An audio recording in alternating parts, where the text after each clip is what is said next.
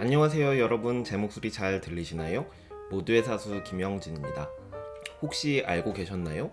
저는 팀원일 때는 몰랐고 팀장으로 가는 문턱에서야 겨우겨우 알게 된 진실이 있습니다.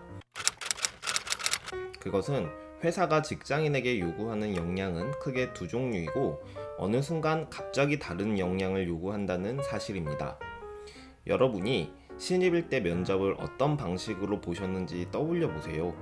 처음에는 우리 회사에 왜 지원했는지, 지원한 직무의 일에 어느 정도 소양을 가지고 있는지, 이 일을 열심히 할 자세가 되어 있는지 등등 기본적인 가치관과 태도를 묻는 질문을 받으셨죠? 그 다음엔 어떤 것을 묻던가요? 주어진 일을 얼마나 잘 할 수 있는지, 많이 할 수 있는지, 꼼꼼하게 처리하는지 등등의 실무 능력을 검증받으셨을 겁니다. 저 역시 면접 때 수없이 받았던 질문이고 제가 면접관일 때도 비슷한 질문을 했습니다. 그렇게 시간 가는 줄 모르고 직장 생활을 하다 보니 어느 순간 저에게 기회가 찾아왔습니다. 영진아, 너 팀장 한번 해봐라. 팀장. 저는 이런 제안을 받기 전까지 팀장이라는 지위가 무엇을 의미하는지 전혀 몰랐습니다. 확실한 건 팀장이 되면 평사원일 때와는 수준이 다른 급여와 복지 제도를 이용할 수 있다는 것만 알았죠. 여러분, 오늘 이야기의 주제가 무엇인지 짐작이 가시나요? 맞습니다. 월급 300만 원을 돌파하고 400만 원에 진입하는 변곡점, 리더가 되는 과정에 대해 이야기해 보겠습니다. 지금 이 영상을 보고 계신 분들 중에도 연차가 1년, 5년차 구간에 계신 분도 계실 것이고 5년, 10년차 구간에 계시는 분들도 계실 거예요. 두 집단 모두에게 정말 중요한 내용이니 반드시 집중해서 들어주세요. 제가 방금 팀장 제안을 받았다고 말씀드렸죠? 저의 선택은 무엇이었을까요? 당연히 예스였습니다. 이 과정에서 깨달은 진실 첫 번째를 말씀드리겠습니다. 리더가 되는 기회는 아무한테나 찾아오지 않습니다. 무리 중에 가장 일을 잘하는 사람에게만 기회가 찾아옵니다. 여기서 기회는 다른 사람과 똑같은 시기에 받는 제안을 의미하는 것이 아닙니다. 그것은 기회가 아니라 경쟁이죠. 남들보다 빠르게 리더 제안을 받는 기회는 일을 잘하는 사람에게만 찾아옵니다. 여기서 잘의 의미는 업무의 양이 그중 가장 많고 업무의 퀄리티도 그중 가장 좋아야 합니다. 당연히 이 두 가지를 모두 달성하기 위해서는 업무의 속도도 가장 빨라야겠죠. 제가 그래서 3화에서 업무 장악력을 높여야 된다고 굉장히 많이 강조했습니다. 안 보신 분들은 그 영상을 꼭 보고 오세요. 두 번째 진실은 이 과정 모두 중간 단계 없이 갑작스러웠다는 점입니다. 1년차 때 요구하는 역량, 2년차 때 요구하는 역량, 3년차 때 요구하는 역량이 점진적으로 달라지긴 하지만 그 차이를 우리가 인지할 수 있을 정도로 구분이 명확하지 않습니다. 대부분 직장인들은 5년차 직전까지 태도와 실무 능력을 검증받습니다. 하지만 5년차가 넘어가면서부터 면접의 양상이 완전히 달라집니다. 팀원과 갈등이 생겼을 때 어떻게 조율했는지, 상급자와 갈등이 생겼을 때 어떻게 대처했는지, 새로운 프로젝트를 운영해본 경험이 있는지 등등 그 전까진 없었던 리더십에 대한 역량 검증을 받게 되죠. 이 상황은 이직을 준비하는 사람만 겪게 되는 것이 아닙니다. 저처럼 한 회사에 오래 근무해도 똑같이 리더십이 있는지 없는지를 증명해야 합니다. 이 경쟁에서 도태된 사람은 흔히 이 타이밍에 도피성 이직을 준비하게 되는데요. 갑작스럽게 질문의 양상이 바뀌고 검증해야 하는 능력이 달라져 많은 사람들이 첫 번째 이직에 실패합니다. 다니던 회사에서 리더가 되어달라는 제안을 받을 만큼 경쟁력을 갖추지 못한 사람이 이직할 회사 면접 때 그 사실을 솔직하게 말할 확률이 얼마나 될까요? 대부분은 급여와 복지제도 때문에 더 위로 올라가는 의사결정을 하게 됩니다. 더 높이 올라가지 않으면 아래에서 올라가는 신입들과 경쟁해야 하는데 이것도 쉽지 않은 일이죠. 애초에 신입들과 실무로 경쟁해서 이길 정도였다면 업무의 양도 그 누구보다 많았을 것이고 퀄리티도 높고 업무의 속도도 빨랐을 것입니다. 세 번째 진실은 1년에서 5년 차 사이의 경험이 평생을 좌우한다는 사실입니다. 똑같은 업무나 비슷한 업무를 많이 해보지 못한 채 팀장이 된 사람은 자신만의 업무 순서를 만들지 못해 리더가 되어도 효율적인 업무 분장이 되지 않습니다. 업무 순서는 배워서 알 수도 있지만 스스로 실전 경험을 통해 만든 순서에 비해 배워서 알게 된 다른 사람의 업무 순서에는 한계가 명확합니다. 가령 상세 페이지 디자인을 하는데 시장조사, 경쟁사 분석, 상세 페이지 기획, 상세 페이지 디자인 순으로 작업을 진행하는 회사가 있다고 가정해 볼게요. 시장조사 해오라고 업무를 분장하면 모든 사람들이 동일한 순서로 시장조사를 시작할까요? 절대 아닙니다. 어떤 사람은 자신이 경쟁사라고 생각하는 회사명을 인터넷에 검색하는 것으로 시작할 것이고, 어떤 사람은 경쟁사의 기준부터 세우고 그 기준에 부합하는 회사들의 리스트를 작성하는 것부터 시작합니다. 둘 중 어떤 사람의 데이터가 더 신뢰할 수 있을까요? 이처럼 실제 업무는 아무리 순서를 교육받았다고 해도 본인이 직접 많이 부딪히며 실전 경험을 쌓지 않고서는 실력을 향상시키기 어렵습니다. 이렇게 업무의 경험이 충분히 채워지지 않은 상태에서 팀 운영을 맡게 되면 둘 중에 하나입니다. 팀원보다 실무를 더 많이 하는 리더가 되거나 결과를 가지고 평가만 하는 책임 회피형 리더가 되어 팀원들을 자주 퇴사하게 만듭니다. 두 가지 모두 경영진과 팀원들에게 신뢰를 얻고 평판을 만들기 어렵겠죠. 여러분 특히 책임 회피형 리더를 조심하세요. 자기 자신이 업무의 순서를 모르니 팀원이 제출한 결과물을 좋다 나쁘다로 밖에 평가할 수 없고, 과정에서 팀원은 리더의 의중이 무엇일까 고민하며 같은 업무를 반복적으로 작업하게 됩니다.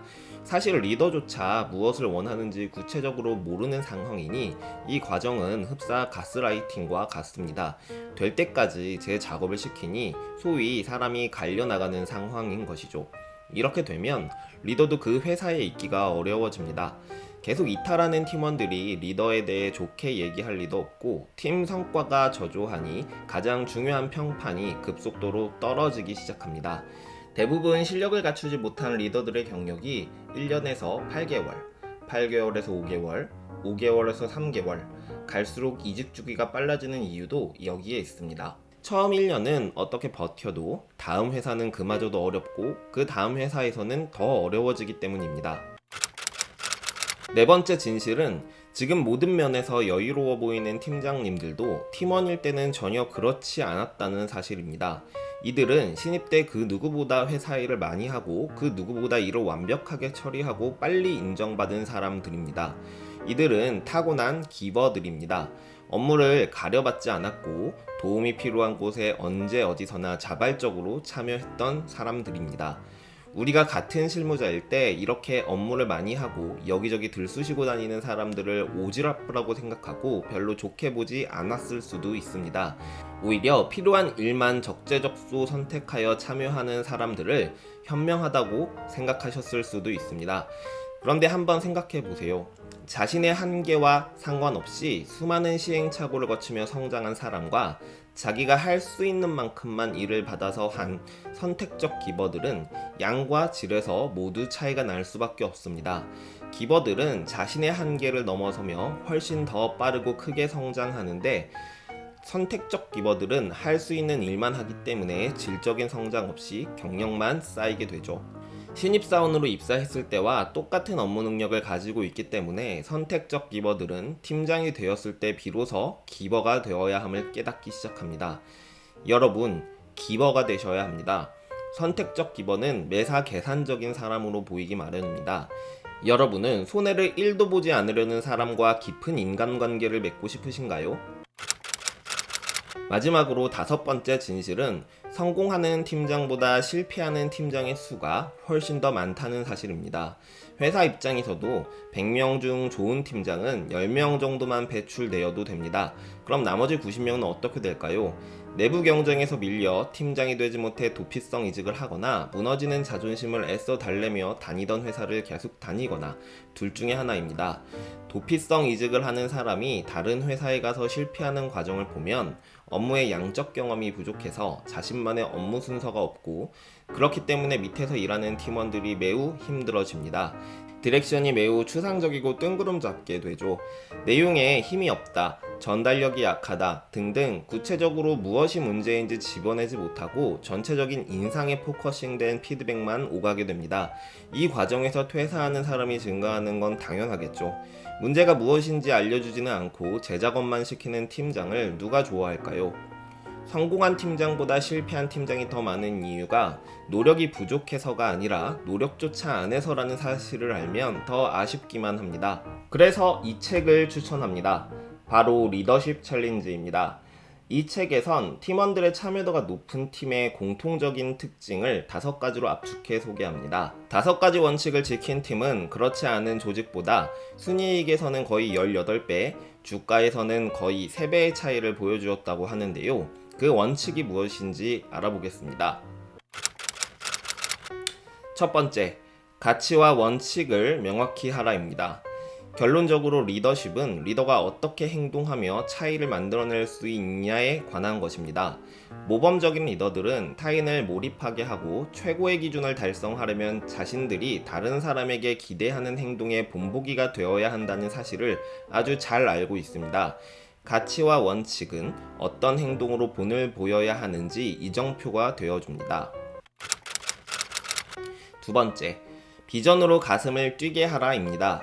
리더는 가슴을 뛰게 하고 설레게 하는 가능성을 상상하면서 미래에 대한 비전을 제시합니다.